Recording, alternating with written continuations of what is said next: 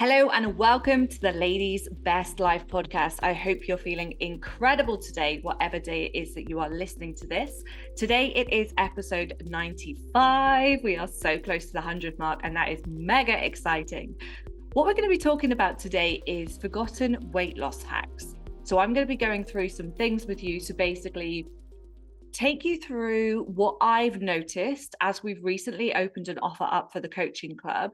And as I've been speaking to more and more of you behind the scenes and understanding what it is that you're struggling with, the sort of mindset gaps that you kind of end up, or holes, if you like, that you end up falling into, and ways that I can help you to reframe them and basically get unstuck this summer.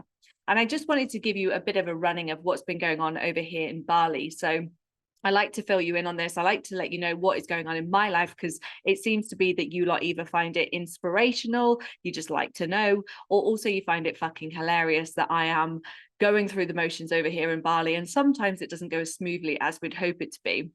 So I said to you guys last week that we went to a waterfall, had an incredible day. Within 2 days, two of the guys, or actually three of the guys that we went with, were written off with a absolutely horrendous virus. And when I say horrendous, it was literally to the point that struggling to walk from one side of the kitchen to the other, can't get any food in, whole body aches, raging temperature like above 39, which obviously, isn't very good at all. And did I say headache, splitting headache, and all of those things as well. So by Thursday, pretty much everyone was MIA, apart from me and the other girl, Morag, who came along with us. And we've obviously had Morag on the podcast once before. I was going to say a couple of times before then, but no, that's a lie. Once before. So yeah, that was the way that last week went. And was it Friday? Friday, Carl, my partner, had just started to feel a little bit better. AJ was then starting to get a little bit worse. That's Morag's partner.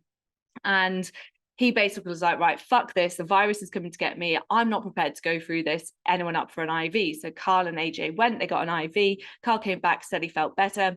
And everyone started to feel just a little bit better, which is obviously brilliant. Saturday, AJ in the night got up, go to the toilet. It seems to be throwing people quite dizzy, this virus. I think it's because obviously higher resting heart rate, lower blood pressure, also not eating, and then temperature as well. So went to the toilet, sit down weak because he didn't have energy to stand up, but then was like, oh shit, I'm going to be sick. So stood up, spun around to be sick, and then decked it because he got up a bit too quick. So the poor guy, we got a message from him Saturday morning. So I think it was Friday night it happened. So Saturday morning, and he was like, the virus won. And he's got, like, basically he popped his nose. So he's got a massive gash on his nose. He's had to have 6 stitches in his lip. He's lost 2 of his teeth, and he's basically just an absolute mess. Had to spend about 4 hours in A&E, which is about a 30-minute cab ride away. Was completely delirious, knocked himself unconscious. And yeah, fair to say, he's been in a little bit of it's been a bit of a sticky patch for him. But AJ, being typical AJ, he's been like, right, what can I do to make this recovery as quick as possible? So he's been taking supplements. He's been putting, I don't know what it actually is, but this thing called dragon blood, which I think is a herb or something, on his lip. Basically, he's doing everything he can to recover as quickly as possible. And he's already fought the virus, so he's feeling significantly better in regards to that. His teeth are, well, they're not recovering because they're not there, but basically they're feeling less sensitive. He's had 2 dentist appointments to basically see what they can do, and I think they're just going to do a bit of a composite filling or whatever it's called to basically build the tooth back up. So yeah, that is everything that has happened so far. And the worst thing is, so we all met for a breakfast on Sunday, and everything was okay. Like, people were feeling all right. Energy was a little bit lower for a couple of us. By 3 p.m. Sunday afternoon, Morag, AJ's partner, was completely written off, and the virus had come to get her. And AJ and Morag have a relationship where Morag helps AJ a lot in regards to cooking, a lot of the business side of things as well. So AJ was like, fuck, I bought some pumpkins that's going to basically mash them up so I can eat them because his teeth are still quite sensitive. And Morag was flat out, like, she was literally written off from the virus. So he was like, now what do I do? And it was funny. Obviously not funny that Morag is now 4 days into the virus and we literally haven't heard of her because she's just completely written off. So everybody, fucking pray for me, because I'm currently the final one and I haven't got it. I've had like a lingering headache, a few aches and stuff, and I've definitely felt more tired than I have done before. But I'm like, right, I'm resting more than normal. I'm not pushing myself in the gym. I'm not even going to the gym unless I'm 100% feeling like it. I've upped my supplements and I'm sleeping so fucking much. So pray for me, people. So anyway, that is just a little bit of an insight into what's going on here. And I'm going to get stuck in, help you with some weight loss hacks. So generally what we find happens when people want to go through a weight loss process. So then maybe you're trying clothes on, you're like, fuck, these used to fit, they don't fit anymore. That is quite rife at the minute as we're getting out the summer wardrobe, albeit I hear in England the weather is absolutely atrocious. So I'm sending you lots of barley love and sunshine. But that can be one trigger for wanting to go on this journey. Another trigger can be you're just fucking sick and tired of having no energy. And you're like, I need to now make some changes. Otherwise, this is just going to get worse. This is not going to get any better. And I can't keep going on like this. But what we often see people doing, and this is something that was really brought to light to me over this past 2 weeks, was go literally all in. You go all in. So it's like, I'm going to stop eating everything that I enjoy. I'm going to cut out carbs. I'm literally just going to go for vegetables. I am going to stop drinking. And it's like, guys, like you have to remember that if you do unsustainable methods, i.e. cutting out carbs, because you certainly can't cut out carbs for the rest of your life, when you reintroduce them, the body is going to have a reaction to it. One, you may start to bloat significantly. Two, you're going to be like, oh my God, this is fucking great, give me more. And then you don't really have an off button. So the things I'm going to teach you today, you've already heard, but sometimes you forget. Okay. First thing, the 80-20 rule. What does that mean? 80-20. 80% of the time, I want you to be aiming to eat wholesome, nutritious food. Whatever that fits into that for you. You could be veggie, you could be vegan, you could not like particular vegetables, that's okay. But 80% of the time, wholesome and nutritious foods. And you know what that is, okay? It's stuff that isn't processed, stuff that isn't packed full of sugar, stuff that is good for you, that is naturally occurring. So it's not stuff that has been made in a factory. So if you can give that a go, that's going to help you. But then 20% of the time, have whatever the fuck you want. The processed food, the sugary food, the alcohol, the cake, the biscuits, the whatever is your thing. For me, it's ice cream. Ice cream and brownies, they are like pretty much on par, and together they're fucking absolutely banging. So if someone said to me, right, Sash, I can help you to drop an extra kind of 3 pounds of body fat, but you need to give up brownies and ice cream, I'd be like, not a fucking chance. If it's alcohol, no problem. Okay, not a problem. I'm more than happy to give that up because it's not really something that is a big part of my life anyway, albeit it did used to be. But as I've changed through my own self-development journey, and as I've changed circles as a result of that, I am less exposed to it. Therefore, I'm less bothered by it. So the 80-20 rule. Now, how can you figure out what 80% is? What I want you to do is look at your week as a whole when it comes to nutrition. Okay, 35 opportunities every single week is what you've got to consume foods, and that is 3 meals a day and 2 snacks. Obviously sometimes it will change a little bit, but if you can then look at, okay, so 35, 80% of that 35, we want to be bringing the body in stuff that's going to feel like giving your internal organs a hug, right? So stuff that's nutritious, stuff that makes your brain work really well. 20% of the time, whatever you like. 20% of that 35, whatever you like. Literally whatever you like. Okay, so that's the first frame that I want you to consider. Are you trying to go all or nothing? Because if you are going to fall flat on your face because it is not sustainable. The second consideration, and this is more just something to ask yourself. If when you're on a weight loss journey, I prefer to call it a fat loss journey, but it sticks with people a little bit more if we say weight loss, right? If you feel like you're on a diet and you're waiting for the end of it, that isn't the right plan for you. If you're doing the 75-day hard challenge, or if you're cutting out carbs for a certain amount of time, or if you are, what else could it be? Restricting your calories for 1200 per day for a certain amount of time, and you are looking forward to getting off it so that you can then eat your favorite foods, so that then you can get life back and you basically can start enjoying yourself again via food and drink, it isn't the right plan for you. Because when you come back to introducing those things again, your weight is going to skyrocket. If you feel like you're on a diet, it is not the right plan for you. It is subtle changes, incremental changes over a period of months, if not years, that will get you to where you want to get to, but also make sure that you don't fucking bounce back after. Unless you're happy, right? If you're happy on this yo-yo of like on a diet, off a diet, feel good in my clothes, feel shit in my clothes, can fit in my son in my clothes, can't fit in my son in my clothes. If you're happy with that, be my guest. But the people that I work with, the people that come to the coaching club are fucking sick of that prolongated cycle of feeling good, feeling crap. They want long-lasting change. And in order for you to get that, you must look at what is it that is going to be the procedure that I can continue for life that isn't like I'm on a diet. And there are the changes that you need to make are so subtle that you'll probably disregard them. The third thing, exercise is at max.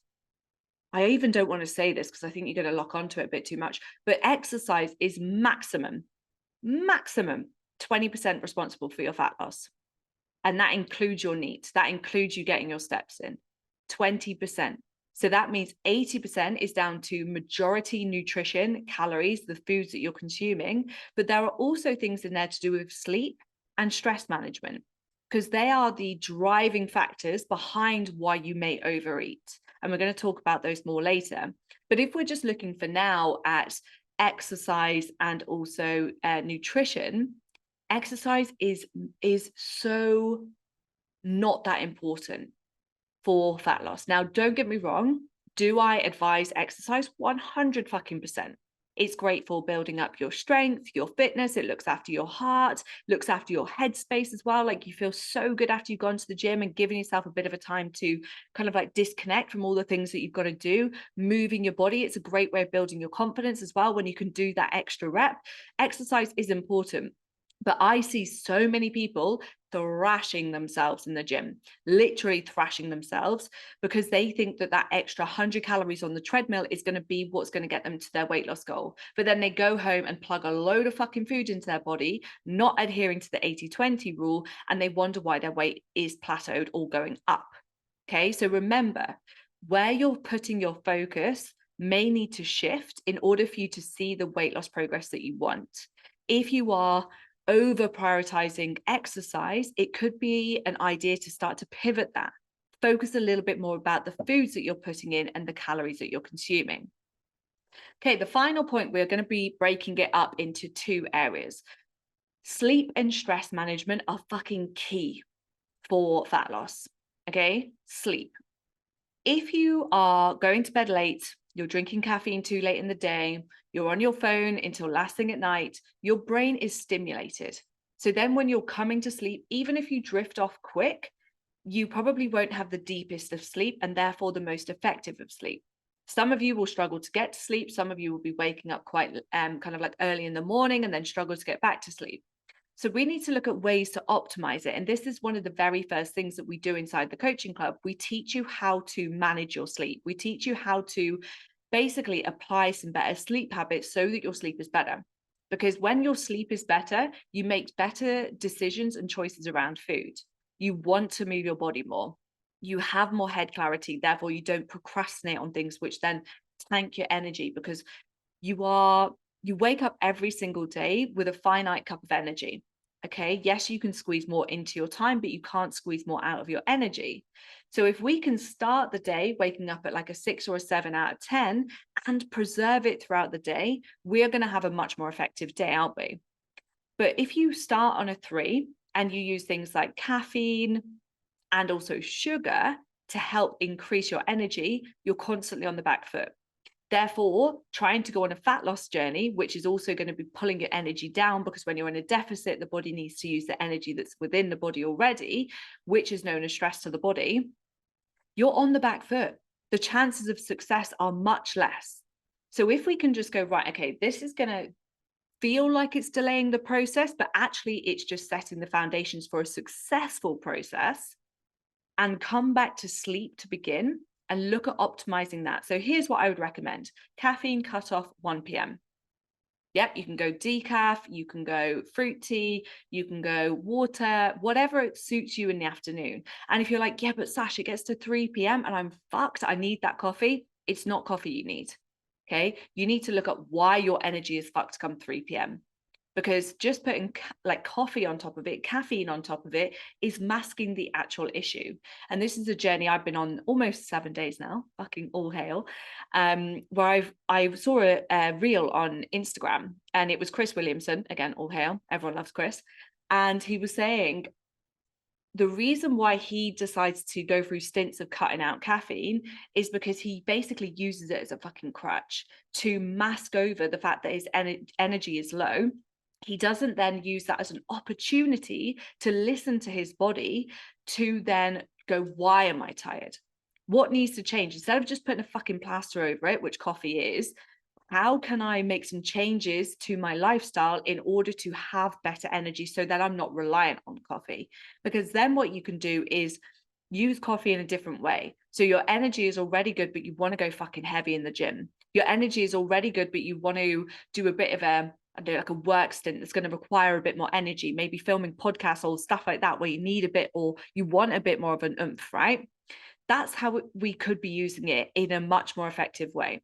And that is going to be really beneficial for you. So when looking at sleep, if we can reduce the time that we have coffee until, so basically if it's currently 4 or 5 p.m., the half-life of that isn't until gone midnight. So if we can do that, we're going to be in a better place when it comes to sleep. Another thing to do, make sure that your phone and digital devices are off at least an hour before bed, or you're wearing blue light blockers. Now, blue light blockers are less preferable. We want to be bringing your brain back down. We want to be like, if you think about it, why do we get sleepy when it gets dark? Yeah, it's because that's what our brain is doing, is responding to that. Okay, it's part of the circadian rhythm. Whereas if you're then just shoving light in your face until literally you roll over and try and go to sleep, the effectiveness of that sleep is going to be less than what you want it to be. There are other things as well, like you could do some breath work before bed. So literally find something on YouTube if that feels best for you and do a calming breath work regime. You could also look at things like, I would choose around dinner time for this. So 5, 6 p.m. or whatever time you have your dinner, but ideally a bit further away from going to bed. But basically do a brain dump. Get all of those things that are on your mind off your mind onto paper or onto notes on your phone. It could be to-do lists, it could be things that have aggravated you throughout the day, things that you're worried about, because then you know that tomorrow you can come back to it. Because often when we can't sleep, it could be caffeine related, it could be stress related, there could be other things going on as well. But it can often, what I see with the ladies that I work with, is because their mind is whirring, right? They're not actually able to think straight, and their mind is just going over and over and over the same scenarios, the same situations, and they get themselves in a right fuss, right? So if we can help to offload that information from our brain, it's going to help to set us up for a good night's sleep. Okay. So hopefully now you can understand a little bit more why sleep is so fucking important when it comes to weight loss. And the final one is stress. Think about when you're stressed, you probably go for more caffeine, you crave sugar so much more because your magnesium drops and you want to bring that up. You might snap at people, so then you feel guilty and you want to comfort yourself with food. You don't sleep as well because you've got stuff on your mind. Then look at that as a knock-on effect. So you're having more caffeine, probably alcohol as well, like desperate for a glass of wine to calm you down. I hear so many people use that bullshit excuse of, I just love a glass of wine because it calms me down. How about you actually fucking do something yourself to calm yourself down rather than just masking it? Okay, brutal truths today, but imagine if we could literally listen to what our body actually needs rather than putting toxins in. Okay, and okay, that might be your current coping mechanism. So maybe we need to look at ways to build coping mechanisms around alcohol to begin, rather than just pulling, like ripping the plaster off, because that can sometimes be not the best way to do it. All right. But stress is huge. And stress also makes our body hold on to water. Okay. So our water retention goes up when we're stressed. So if you could look at it from a way of, right, okay, what is stress? What is stress for me? Because for some of you, it could be just that you're tired. For some of you, it could be that your brain is like on overdrive. You could be overwhelmed. Maybe you're burying emotions. Maybe you and your partner need to have a fucking proper conversation rather than you just burying it all the time. You know, saying now's not the right time to have that discussion. When is going to be the right time? Because what stress does basically, if you think about it, it pulls you away from being present and it sends your mind on overdrive. So then what that does, it basically keeps you out of that moment. It keeps your mind going like fucking crazy. So then when you want to switch off. And when you need to switch off in the evening, you can't because your brain is on overdrive. You haven't got ways to help that come down, that kind of like those overactive thoughts to come down. Stress to some of you could be anxiety. It could be overwhelm. It could be feeling really fucking tired and burnt out. It could be feeling frustrated. Okay, so if you can, rather than using the blanket term of stress, get clear on what it is that you're feeling. For me, stress usually comes up when I've overworked. Okay, and that is something that is an ongoing work in progress for me, but it's about listening to my body and going, right, I've worked a fucking lot today. I'm now feeling quite tired. Instead of pushing on and working like I normally would, it's time to pull back. Go to bed, do your decompression exercises, and get yourself ready for a good night's sleep. You're going to wake up tomorrow feeling much better. It's about finding ways for you to be happy in your life and to think better, to have better clarity of our mind, and not using current habits to escape like we have been. Because the escape habits, i.e., drinking alcohol, coffee, scrolling on social media, what else could it be? Staying up late and watching shitty Netflix, they are escapism tools. We aren't going full bore head on to what we're currently feeling. We're just using escapism. Both of those things will contribute to you wanting to lose weight, because what comes from that? Overeating, drinking caffeine late, drinking alcohol. So then your sleep is impacted. So then you're tired, and it's a vicious cycle. And what we're looking at doing here is finding a way, a link, a bridge to get you over to the virtuous cycle. We want you feeling virtuous. We want you feeling energized. We want you handling your emotions better. We want you actually addressing your emotions rather than suppressing them. We want you eating in a way that's balanced. We want you moving in a way that feels good for you. And all of these things, like I said about earlier, you may feel like they're going to take longer, but these are laying the foundations for the life that you want and the results that you want. Okay, you have to do this. You cannot pass go unless you do this. Okay, so it may feel like, oh, 6 to 12 month journey, that is so fucking long. But is it actually? If you are laying the foundations and then you can start to build on it, then you can start to see the fat loss that you want. Compare that to stop, start, stop, start, stop, start. Going on a diet, off a diet, on a diet, off a diet. I'm going to cut out carbs, so I'm going to add in carbs. And then you basically don't get anywhere. Yes, your initial weight loss may be quick, but you pile it back on. So if we zoom out over 3 years, where is the success? Because most people who go on a diet also fail. They might be able to lose the weight, but I think it's something like 95% of them end up heavier than when they began. And you're telling me that 6 months, 12 months is a long time. It's really not. It's just about reframing it, managing your expectations, looking at these forgotten weight loss hacks that I've talked about today, 80-20 rule. If it feels like you're on a diet, it's not the right plan for you. Exercise is maximum 20% responsible for fat loss, and sleep and stress management are key. Those 4 things, if you can start to delve into them, will significantly impact your progress and your journey and your enjoyment, and the fact that you can still fucking have an ice cream even though you're on a fat loss journey. Whew, that felt like a big one today. So I would love to know what you found most beneficial. What one hack are you going to really listen to? What one hack are you going to try and implement? And remember, these are all skills. Okay, learning these things, thinking in slightly different ways are skills. You are going to fuck up. You are going to do it well for maybe 3 days. You're then going to fall off track. It's about getting back on track, trusting that this way is going to work for you.